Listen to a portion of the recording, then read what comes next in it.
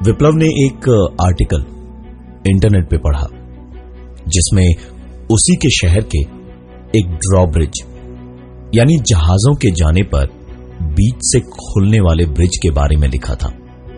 कई कहानियां और किस्से ऐसे भी थे जहां कोई ऐसे ही वहां घूमने गया या सिर्फ देखने भर भी गया और अफवाहें सुनने को ये मिली कि उसकी मौत हो गई। विप्लव ने सोचा कि यहां तो जाना ही पड़ेगा। उसने सोचा कि रात 12 बजे के बाद का वक्त सबसे सही होगा, इसलिए दिन भर उसने अच्छी तरह से अपनी नींद पूरी करी ताकि रात को नींद उसे बिल्कुल परेशान न करे। और रात करीब 12 बजे निकल पड़ा उस ड्रॉब्रिज के लिए।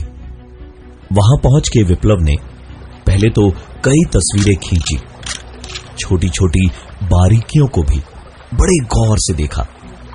उसके बाद ब्रिज के ऊपर चढ़ा।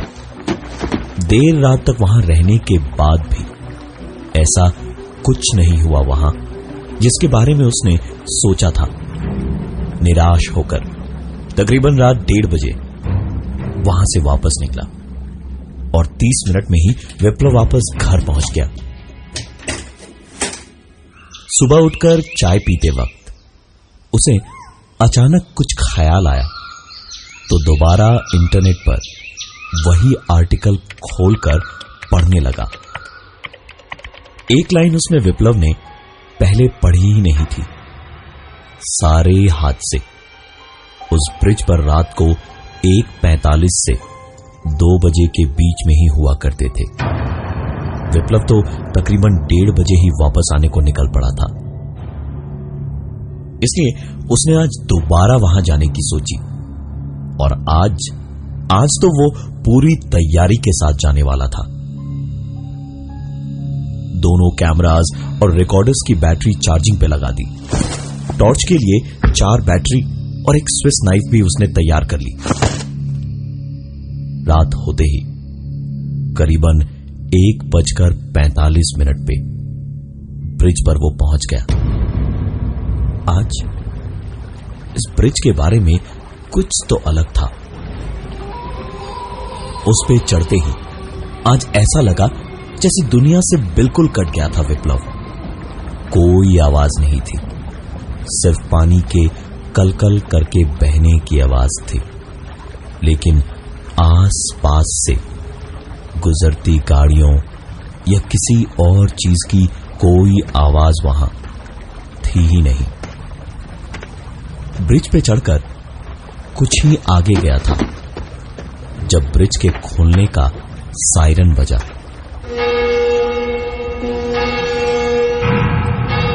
दौड़ता हुआ वापस नीचे आया तो उसकी आंखों के सामने ब्रिज खुला, फिर वापस गिरा, लेकिन कोई जहाज वहां से गुजरा नहीं। विप्लव वापस ब्रिज पे चढ़ा और एक बार घड़ी की ओर देखा और एक बार फिर इधर उधर कुछ होने के इंतजार में देखता रहा, लेकिन कुछ भी उसे दिखाई नहीं दिया। विप्लव बिल्कुल हताश हो चुका था। तभी अचानक उसने एक छोटे शिप का हॉर्न सुना। शिप बहुत करीब था और ब्रिज पे ना तो खुलने की घंटी बजी थी और ना ही ब्रिज खुला। शिप कुछ और करीब आया तो विप्लव की जान में जान आई, क्योंकि ये इतना छोटा शिप था कि बिना ब्रिज के खुले ही ब्रिज के नीचे से बिना किसी दिक्कत के निकल जाता। ब्रिज के ठीक सामने विप्लव की नाक के ठीक नीचे से वो शिप एक तरफ से घुसा तो जरूर, लेकिन दूसरी तरफ से निकला नहीं। नदी के इस तरफ नदी का गहरा पानी ऐसे उथल पुथल कर रहा था जैसे सचमुच जहाज निकला था, लेकिन दूसरी तरफ पानी बिल्कुल शांत था। विप्लव को 1 मिनट का वक्त लगा ये सब कुछ समझने में। उसने तुरंत टॉर्च निकाली और जिधर से उसे जहाज आता हुआ दिखा था उधर झुककर नदी में देखने लगा कि तभी उसने एक शिप के सायरन की आवाज और उसकी तेज हवा अपने पूरे चेहरे को कपाते हुए महसूस किया।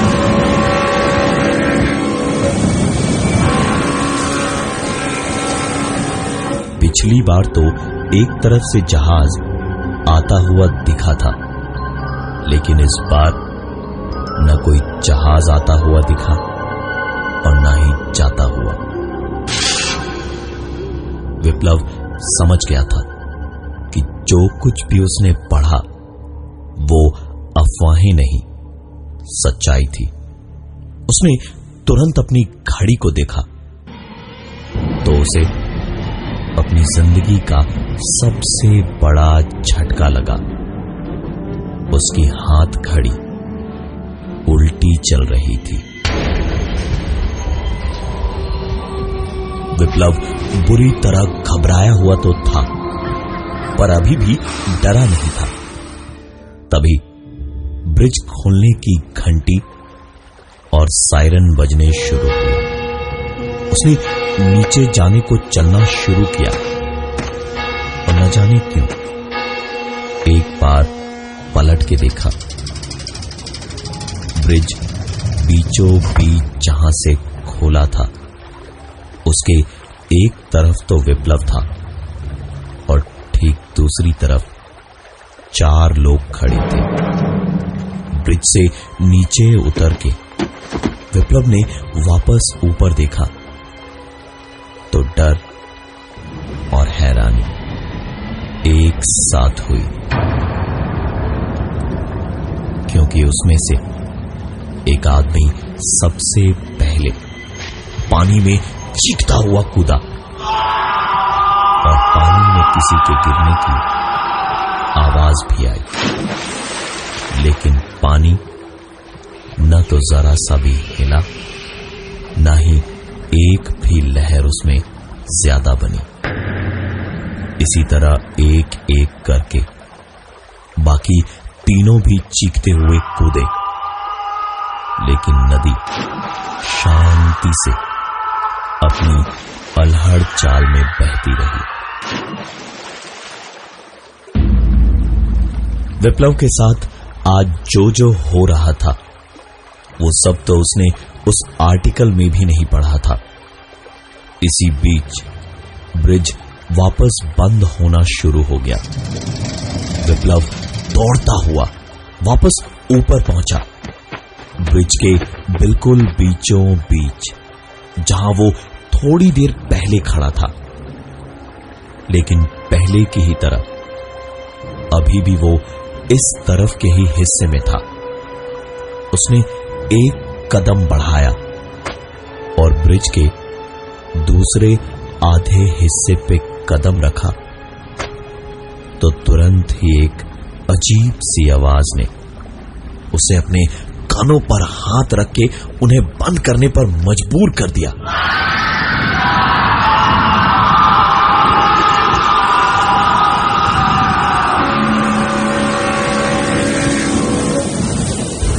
लेकिन आवाज अभी भी इतनी तेज थी कि उसकी आंखें भी बंद हो गई थी।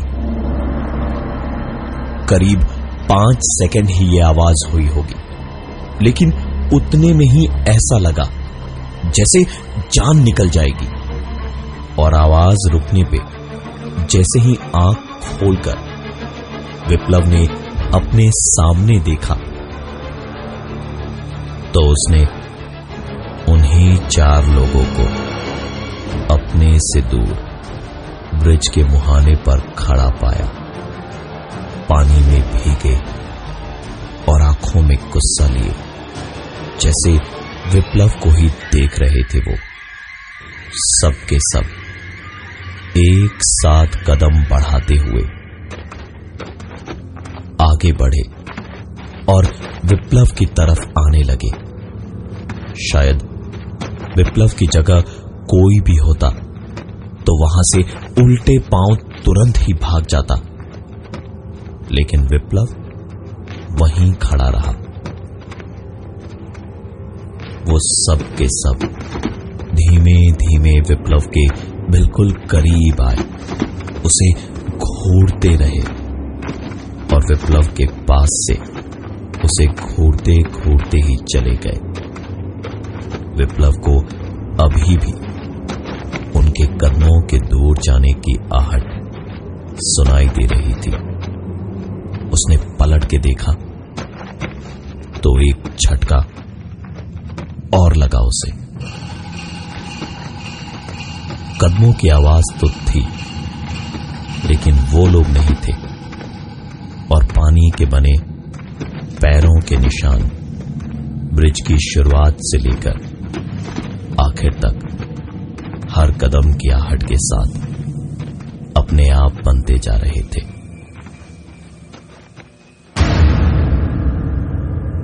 आज की रात विप्लव उस चीज से डर रहा था जिसे देखने के लिए आज तक वो इधर उधर पता नहीं कहां कहां घूमता था। और आज जब मुलाकात हुई तो विप्लव जरा सी देर में भागने को तैयार हो गया। उसने तुरंत जेब से फोन निकाला और अपने दोस्त अली को फोन मिलाया, लेकिन किस्मत जब साथ छोड़ती है तो पूरी तरह छोड़ती है। फोन मिलाने पर एक ही चीज बार बार उसे सुनाई देती रही, प्लीज ट्राई अगेन लेटर, कृपया थोड़ी देर बाद कोशिश करें। प्लीज ट्राई अगेन लेटर, कृपया थोड़ी देर बाद कोशिश करें। अली ही इकलौता ऐसा था जो उसकी बात पे भरोसा करता और इतनी रात को यहां पर आता, क्योंकि उसे ही इस आर्टिकल के बारे में विप्लव के अलावा पता था। विप्लव रुका नहीं, फोन ट्राई करता रहा और हर बार फोन अनरीचेबल रहा। इस वक्त पूरा ब्रिज खाली पड़ा था। न वो 4 लोग थे, न कोई छोटा या बड़ा जहाज। विप्लव की जैसे जान में जान वापस आ गई थी। उसे ब्रिज के आखिर में एक कांच का फोन बूथ दिखाई दे रहा था। मोबाइल से ना सही उस लैंडलाइन से ही अली को फोन कर लिया जाए, ये सोच के तुरंत उस बूथ की ओर दौड़ा। उस फोन बूथ का दरवाजा बंद करके रिसीवर उठा के उसने नंबर डायल किया तो लगभग तुरंत ही उसे रिंग सुनाई दी। उधर से अली की आवाज आई, हेलो। विप्लव ने तुरंत सिक्का डाला और इधर से कहना शुरू किया, अली, जिस आर्टिकल और ब्रिज के बारे में मैंने तुझसे कहा था ना, वो सब सच है भाई। मैं यहां पर फंसा हुआ हूं, जल्दी जल्दी आ जा यहां, तू ही बचा सकता है मुझे, वरना यहां पता नहीं कब कब कब कब क्या हो जाए। अली ने सिर्फ एक सवाल पूछा इन सब बातों के बदले, तूने मोबाइल से फोन क्यों नहीं किया और ये ब्रिज पर लैंडलाइन कहां से आया? विप्लव ने जवाब में बताया कि ये तो वही फोन बूथ है जो ब्रिज के आखिर में एक कोने में बना हुआ है, और मोबाइल से जब उसका नंबर ट्राई कर रहा था लगा नहीं, इसलिए बोलकर इस टेलीफोन बूथ से उसने फोन किया। उधर से अली ने चिल्लाते हुए फोन पर कहा, विप्लव, मेरी बात ध्यान से सुन, तू फोन रखना मत, फोन को होल्ड पे ही रखना, मैं वहां पर तुरंत आ रहा हूं, फोन के रिसीवर को रखने की कोई जरूरत नहीं है। ये सुनकर विप्लव ने कोई सवाल पलट के अली से नहीं पूछा, बस बाहर देखता रहा, क्योंकि बाहर से आती एक आवाज ने विप्लव को दहला दिया था।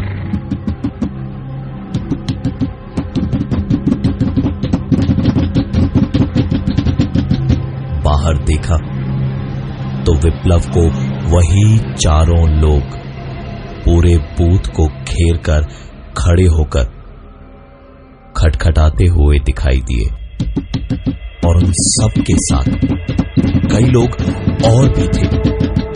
ऐसा लग रहा था जैसे कोई लाइन लगी थी इस पीसीओ के बाहर, शायद अपने चहेते लोगों से बात करने के लिए।